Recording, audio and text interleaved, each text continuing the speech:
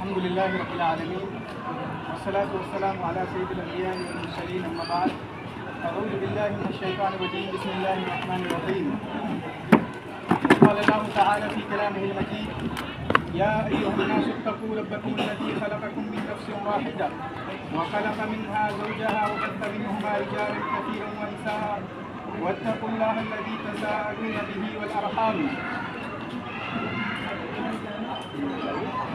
ان اللہ کان علیکم رقیبا۔ محترم بزرگوں، دوستوں اور ساتھیوں، آج نکاح کے اس موقع پر ہم اللہ رب العالمین کی شکر گزار ہیں کہ اس نے دو خاندانوں کو ملایا اور نکاح جیسی ایک عظیم عبادت جس کے بارے میں اللہ کے نبی جناب محمد رسول اللہ صلی اللہ علیہ وسلم نے فرمایا النکاح من سنتی فمن رغب عن سنتی فلیس منی، نکاح میری سنت ہے، میرا طریقہ ہے، اور جو نکاح سے اعراض کرے گا وہ مجھ میں سے نہیں ہے۔ چنانچہ محمد رسول اللہ صلی اللہ علیہ وسلم کی اس سنت پر عمل کرتے ہوئے آج ہم یہاں نکاح کے موقع پر جمع ہوئے اللہ رب العالمین کے شکر گزار ہیں کہ اس نے ہمیں یہ موقع نصیب فرمایا، اور اللہ رب العالمین سے دعا کرتے ہیں کہ ان دو جوڑوں کے درمیان محبت، الفت، ان کے درمیان پیار اور دو خاندانوں کے درمیان ایک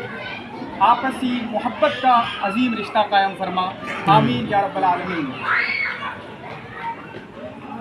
نکاح کے متعلق اللہ رب العالمین نے فرمایا یا ایھا الناس اتقوا ربکم الذی خلقکم من نفس واحدہ،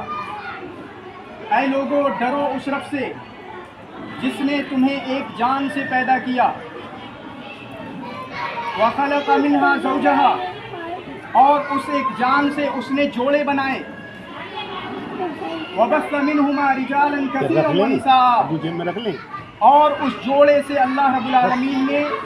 بہت سارے مردوں اور عورتوں کو پھیلا دیا۔ اور آخر میں اللہ رب العالمین نے فرمایا کہ اے لوگو آپس میں یہ رشتے قائم ہوتے ہیں، یہ جوڑے بنتے ہیں،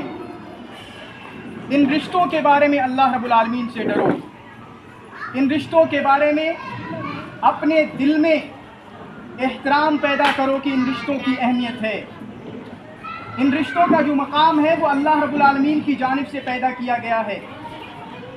اللہ رب العالمین کی جانب سے بنایا گیا ہے۔ آج نئے دور کے اندر لوگ آپس میں رہنے لگتے ہیں جس کو ایک نئے کلچر کا لیونگ ریلیشن شپ کا نام دیا جاتا ہے، وہ اللہ رب العالمین کی اس بات کو نہیں مانتے، لیکن ہم اس سسٹم کو فالو کرتے ہوئے جو اسلام کا سسٹم ہے، ہم اللہ رب العالمین کے بتائے ہوئے طریقے سے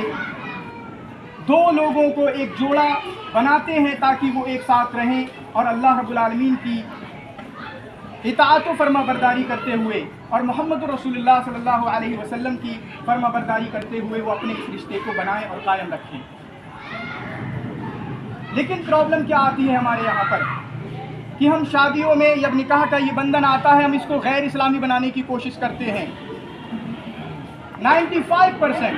بلکہ اس سے بھی زیادہ ہمارے رشتے، ہمارا نکاح کا یہ جو صرف اور صرف اسلامک کنسیپٹ ہے، صرف اور صرف اسلامک نظریہ ہے کہ نکاح کو آسان بنایا جائے، نکاح کو سادہ بنایا جائے، اس میں زیادہ خرچہ نہ ہو، اس میں بے حیائی یا جو اسلام کا جو کنسیپٹ ہے، پردے کا تصور ہے، اس کو بالائے طاق نہ رکھا جائے، بلکہ تمام چیزوں کو ملحوظ خاطر رکھتے ہوئے ہم نکاح کو آسان بنائیں، فضول خرچی بھی نہ ہو، نکاح کو سادہ بنائیں، کسی بھی طریقے کی کوئی شو آف نہیں ہونا چاہیے، کسی بھی طریقے کا کوئی ریاکاری نہیں ہونا چاہیے کہ ہم دکھائیں ہمارے پاس بہت پیسہ ہے، ہم کسی بھی طریقے سے دکھاوا کریں کہ ہمارے پاس یہ ہے وہ ہے، اور اپنی چیزوں کے ذریعے ہم دکھاوا کریں۔ یا نکاح کے موقع پر جتنی بھی برائیاں جنم لیتی ہیں ہم ان سب سے دور رہیں، نکاح کو آسان بنائیں، نکاح کو سادہ کریں، جہیز نہ ہو ہماری شادیوں میں رسوم و رواج نہ ہو، یہ رسوم و رواج جو کہ ہندوستان میں ہوتے ہوئے ہندوؤں سے ہمارے اندر آئے ہیں۔ جہیز میں اسلام کا کوئی تصور نہیں، جہیز کا اسلام میں کوئی تصور نہیں ہے، رسوم و رواج کا اسلام میں کوئی تصور نہیں ہے۔ لیکن ہم اپنے آپ کو اہل حدیث کہتے ہیں، ہم اپنے آپ کو توحید والا کہتے ہیں، موحد کہتے ہیں۔ اسی اسلام کا دم بھرنے والے غیر اسلامی چیزوں کو اپنے اندر کیسے لے آتے ہیں؟ کیا صرف نماز پڑھنا یہ اسلام ہے؟ کیا صرف زکوٰۃ دینا یہ اسلام ہے؟ کیا صرف روزہ رکھنا اسلام ہے؟ نکاح اسلام سے باہر ہے؟ میں نے بتایا نا، ہندو نکاح نہیں پڑھاتے اس طریقے سے، عیسائی اس طریقے سے نکاح نہیں پڑھاتے۔ نکاح اسلام کا تصور ہے، آپ نے غیر اسلامی چیزیں اس میں کیوں لائی؟ تو ہم نکاح کو آسان بنائیں۔ نکاح میں